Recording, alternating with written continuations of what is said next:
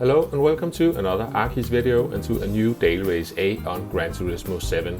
I missed this race on Monday morning, and in fact I had sort of decided to just skip this one, but since we are at Road Atlanta, which I cannot remember we've been before in race A, I decided to give this a short go on Tuesday morning. We are racing the Alfa Romeo MiTo and we are on the Comfort soft tires. I only did 2 races for this video. It was sort of a last minute decision, and one of the races featured a driver that required a bit of post-race investigation.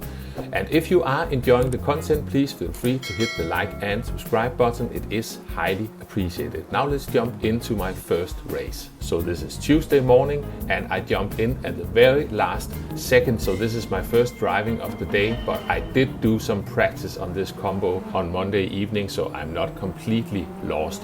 We are on the inside for turn 1.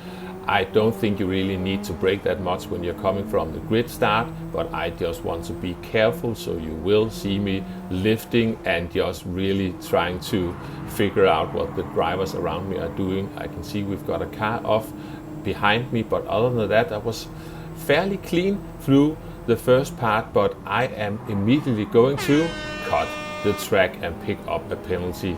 So yeah, that was off for a good start for me. Only half a second though, so we will survive it. It will not be a complete disaster, but I am going to lose some time. We managed to survive the rest of the rather tricky first sector, especially in this car. It's got really wobbly suspension and front wheel drive, and the front wheels are really struggling to do everything on this car. Here you can really throw in the car using third gear and get some extra rotation, the famous lift off front wheel drive oversteer, and we make it through this corner as well, but we need to serve that penalty, and you can see the French driver lurking in the background. They will probably get that position once we get through the penalty gate, and we are slowly but surely working our way to it. This is not the fastest car on the entire planet, and for a moment I thought I could keep it. Maybe I could even have defended this one, but you can see as they're getting closer, they do have a decent amount of speed compared to me. So we are just giving up on that one and see if we can gain it back at some other point in this race.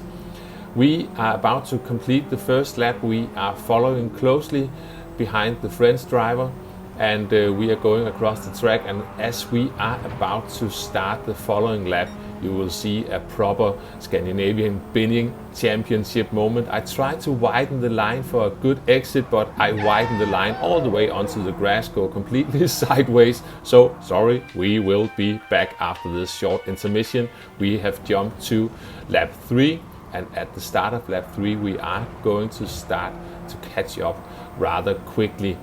And you will see the French driver up ahead as we are coming through this rather tricky corner. They are going to make a mistake. They keep it on the track and stay out of the penalties, but they lost a lot of momentum, and now I am catching up to them.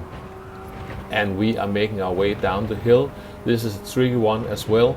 I think I'm actually staying in 4th gear. That was really close to cutting the track for me as well. And they are defending the inside, and I'm just taking the outside line. Maybe we can pull off the best racing move, in my opinion, the good old switcheroo, and we actually managed to get the inside for the following corner, and not really much they could do about that one. Now we just need to make sure to get a decent exit out of there while still leaving room on the exit, and we got that. So we are jumping ahead, and we are catching up slightly to the group ahead, and you can see we are towards the end of the race, and I could see some fighting and some smoke up ahead, so definitely something going on there. And now we can see the Spanish driver ahead of us. They are about to serve a half-second penalty, so we might be able to get that position. Yeah, we are definitely gaining. They have lost some momentum already, and we have got plenty of overspeed, and as we are about to pass them, they started to try to push us off the track. They ended up sending themselves off the track as well. At this point I was curious whether they were going to just kill me as well, but they didn't. But that was a bit of a cheeky move, and I was basically just an innocent bystander. Yeah, they went off the track again. So that triggered my curiosity to find out what had happened before that. So we are going to have a look.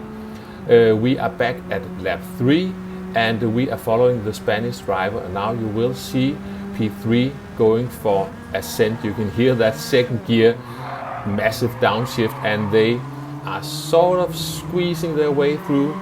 It was a bit far back, and watching from this angle they might have been able to stop the car, but yeah, that gap was closing. Maybe they can share the blame 50-50, I don't know, I'm not an expert, but anyway, the Polish driver got a penalty and the Spaniard is keeping their cool. They will get that position back if they just stay close behind, so they are doing the wise thing for now.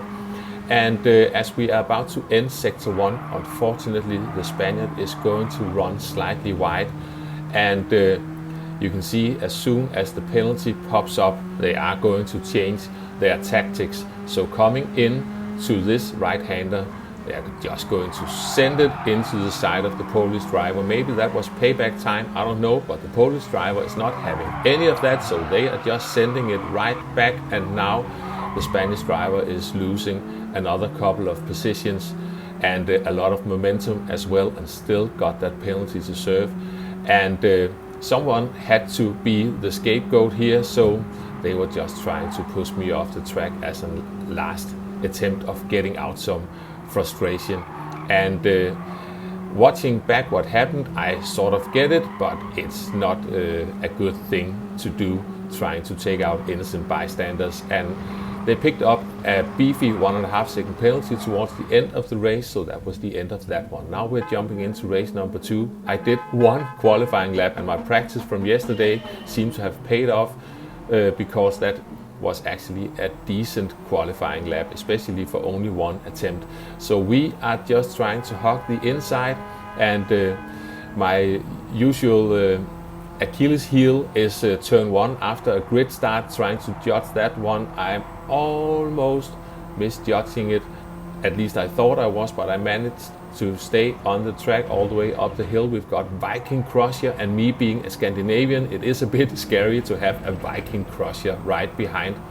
So I just need to see if I can run away in this one, and most of all avoid those sneaky track limit penalties, especially coming out of this one.